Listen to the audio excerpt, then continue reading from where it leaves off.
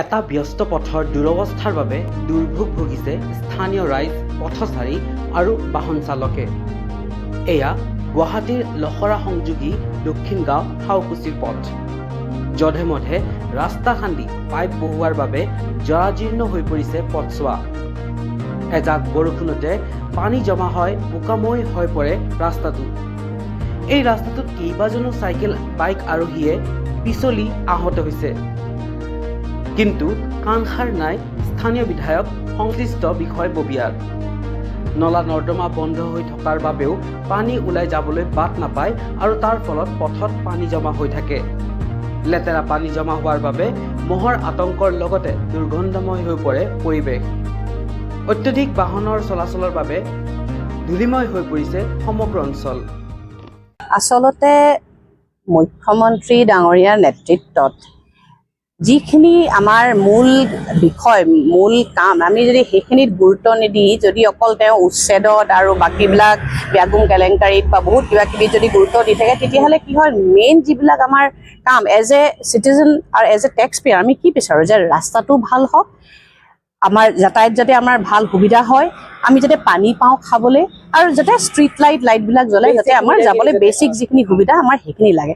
কিন্তু আপুনি যদি দেখে আজি কাহিলীপাৰাৰ পৰা ভিতৰত এই দক্ষিণ গাঁৱৰ ৰাস্তাটো, এই দক্ষিণ গাঁৱৰ পৰা আপুনি যদি আগুৱাই আহে দুটা ৰাস্তা ভাগি গৈছে। এটা আপোনাৰ গৈছে লখৰা আৰু ডন বস্কো স্কুল হৈ পিনে লখৰা আৰু আপোনাৰ কি কয় লাল গণেশৰ ফালে ৰাস্তাটো ওলাইছে, আৰু এটা হাউকুচি হৈ চিধা চিধা আপোনাৰ হাইৱেটো ওলাইছে। ইয়াত আপুনি লক্ষ্য কৰিব আপোনাৰ টপ মোষ্ট মানে আপোনাৰ VIP, VVIP গাড়ী আপুনি অনবৰতে এই ৰাস্তাটো দি যোৱা দেখিব। চ' মোৰ প্ৰথমে প্ৰশ্নটো এইটো হৈছে যে VIP সকল যেতিয়া গাড়ী লৈ সেইফালে যায়, ইভেন মন্ত্ৰীসকলো মই আমি দেখিছোঁ গাড়ী অনবৰত সেইফালে আহে, তেওঁলোকে সেই ৰাস্তাটো দি কি চকু মুদি যায় নেকি? তেওঁলোকে দেখা নাপায় নেকি ৰাস্তাটো কিমান বেয়া? আজি 7-8 মাহৰ পৰা আমি যিটো ভুগিছোঁ, মানে আমি ভাবিব নোৱাৰে যে ৰাস্তাটো কিমান বেয়া। ৰিচেণ্টলি মই আপোনাক কৈ যাওঁ, 3টামান ল'ৰা, 2টা ল'ৰাই খুব বেয়াকৈ বাইকৰ পৰা পৰি পিনে ভৰি হাত ভাঙিছে, আৰু এটা যথেষ্ট সংকটজনক অৱস্থাত আছে।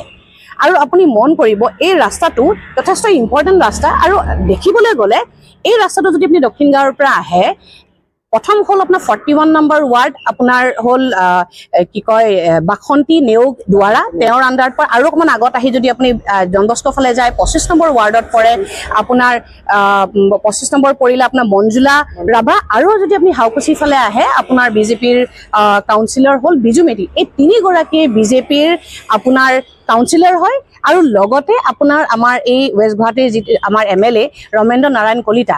মোৰ পোনপটীয়া প্ৰশ্ন তেওঁলোকে কি নাকত তেল দি শুই আছে নেকি? তেওঁলোকৰ দেখা নাই চকুৰ আগতে তেওঁলোকে সেই ৰাস্তাটো দি পাৰ নহয় নেকি? আজি 7-8 মাহ ধৰি, আৰু বোলে এমাহত কিবা এটা ৰাস্তাটো বোলে খান্দিছে, গাঁত বনাইছে, বনোৱা নাই, এমাহ 2 মাহ আমি ৰখিছোঁ। 7-8 মাহ ধৰি তেওঁলোকেওতো সেই ৰাস্তাটো দি পাৰ হৈছে, তেওঁলোকে চকুৰ আগত দেখা নাই। মই বুজিছোঁ যে মুখ্যমন্ত্ৰী ডাঙৰীয়া যথেষ্ট বিজি, তেওঁ এতিয়া উচ্ছেদত বিজি, তেওঁ য'ত পাৰিলে তেওঁ তাৰমানে আদানীক আম্বানীক মাতি দিয়াত তেওঁ ব্যস্ত হৈ আছে।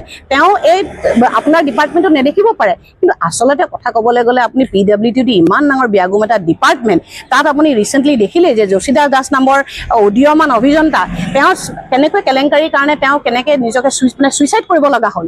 আৰু আমি এজ এ পাব্লিক আমি কি বিচাৰোঁ যে ৰাস্তা পদূলি ভাল হ'ব লাগে। মুখ্যমন্ত্ৰীয়ে যদি অকল আপোনাৰ মানে গছ কাটি ব্ৰিজ বনোৱাত যদি তেওঁ ব্যস্ত, তেওঁ যদি অকল উচ্ছেদত ব্যস্ত, ৰাস্তা পদূলি কোনে বনাব? আৰু কাউন্সিলৰবিলাকে কিহৰ কাৰণে আছে? ফটো ছেশ্যন কৰিবলৈ আছে নেকি? তেওঁলোকে ক'বলৈ লাগে নে নালাগে? তেওঁলোকে জনাব লাগিব নে PWD ডিপাৰ্টমেণ্টক? আপোনাৰ MLA কি কৰি আছে? MLA এই 5 বছৰত আমি এবাৰো দেখা নাই যে তেওঁ কিবা কাৰণত এইটো জেগাত আহিছে। ইলেকশ্যন হোৱাৰ 3 মাহৰ আগতে তেওঁ আহিব, কান্দা কাটা কৰিব, মোক ভোটটো দিয়াই দিয়ক। কি ভিত্তিত আমি আপোনাক ভোটটো দি জিকাব লাগে?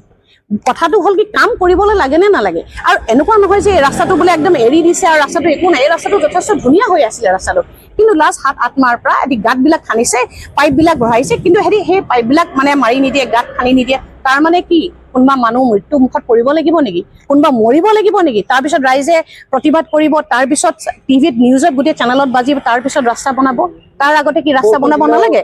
বৰষুণ দিলে আপুনি যোৱাকালি যদি আপুনি ৰাতি গ'লেহেঁতেন, মই সেইটো ৰাস্তা দি আহিছোঁ, আপুনি চাব পাৰিলেন আজি অকণমান ৰ'দটো দিছে কাৰণে এতিয়া সাংঘাতিক ধূলি সেইখিনি জেগাত।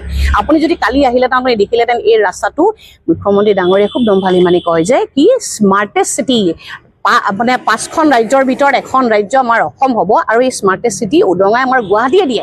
এঘণ্টা বৰষুণ দিয়াৰ লগে লগে গোটেই বানপানী হৈ শেষ।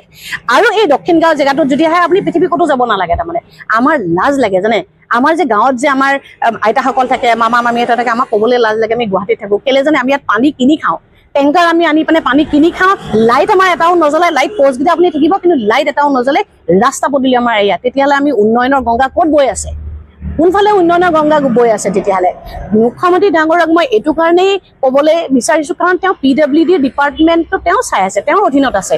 তেওঁ যদি ইমান ব্যস্ত, তেওঁ চাব পৰা নাই, তেতিয়াহ'লে তেওঁ বেলেগ কাৰোবাক দি দিয়ক, আৰু নহ'লে তেওঁ এই পদটোৰ পৰা এৰি তেওঁ মুখ্যমন্ত্ৰীত্ব কৰি থাকক, বাকী কাৰোবাক দি দিয়ক। কিন্তু কামটোতো কোনোবাই কৰিব লাগিব।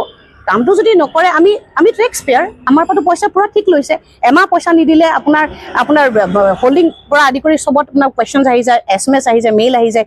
1 ছেকেণ্ডত যদি আপুনি ৰিচাৰ্জ নকৰে, আপোনাৰ মাইনাছত যে আপুনি ঘৰত আপুনি কাৰেণ্ট চলাব নোৱাৰে, তেতিয়াহ'লে যেতিয়া পইচা আমাৰ পৰা লৈছে, আমি যেতিয়া টাইমত পইচাটো দিছোঁ, আমিওতো এক্সপেক্ট কৰোঁ যে ৰাস্তাটো ভাল হ'বলৈ। আৰু আমি বহুত বেছি খোজা নাই, আমি অৰুণোদয় খোজা নাই, আমি আঁচনি খোজা নাই, আমি কি বিচাৰিছোঁ, ৰাস্তা পদূলিটো ভাল হওক, কমচে কম মানুহ যাতে নমৰক। কাৰণ এই ৰাস্তাটোত এতিয়া এনেকুৱা হৈছে, আমি কাৰোবাৰ না কাৰোবাৰ পৰা নিউজ শুনিবলৈহে ৰৈ আছোঁ যে কোনোবা মৰিব, তাৰপিছতহে ৰাস্তাটো বনাব। চ' মুখ্যমন্ত্ৰী ডাঙৰীয়া, আপোনালৈ কাটৰ অনুৰোধ যে আপোনাক আমি দৃষ্টিগোচৰ কৰিবৰ কাৰণে আজি আমি এই মানে বাধ্য হৈছোঁ আমি ক'বৰ কাৰণে যে ৰাস্তাটো অতি সোনকালে বনাই দিয়ক। আৰু আপুনি নোৱাৰিলেও কাৰোবাক কৈ পিনে যে ৰাস্তাটো বনাব পাৰে, যাতে ইয়াত যিমান VIP VVIP আহে বা নৰ্মেল পাব্লিক আহে, এই ৰাস্তাটো দি যাব পাৰে। আৰু এটা কথা, আপুনি যদি দক্ষিণ গাঁৱৰ পৰা সোমাই এই ৰাস্তাটোত আপোনাৰ চৰকাৰী স্কুল কমচে কম 4খনমান চৰকাৰী স্কুল আছে, প্ৰাইভেট স্কুল বহুতকেইখন আছে, কিন্তু স্পীড ব্ৰেকাৰ নাই। আজি কিজানি আপোনাৰ এই ৰিচেণ্টলি নন্দনী কাশ্যপে যে এক্সিডেণ্টটো কৰিলে, কিজানি সেই টাৰ্ণিংখিনিতো যদি এটা স্পীড ব্ৰেকাৰ দিয়া হ'লে কিবা মানে কম বেছি ক্ষেত্ৰত আপোনাৰ কি হ'লহেঁতেন, স্পীডটো নিয়ন্ত্ৰণ হ'লহেঁতেন। কিন্তু কি হৈছে, স্পীড ব্ৰেকাৰ এটাও নাই। চ' স্পীড ব্ৰেকাৰটো যথেষ্ট জৰুৰী হয় তাৰমানে। চ' আপোনালৈ অনুৰোধ, যাতে আপুনি অতি সোনকালে এই ৰাস্তাটো যাতে চাই, আৰু যাতে কোনোবা মৰিবলৈ নৰৈ পিনে তাৰ আগতে যদি ৰাস্তাটো কৰি দিয়ে, আমি বৰ ভাল পাম। Stay informed, stay ahead. News Any 365.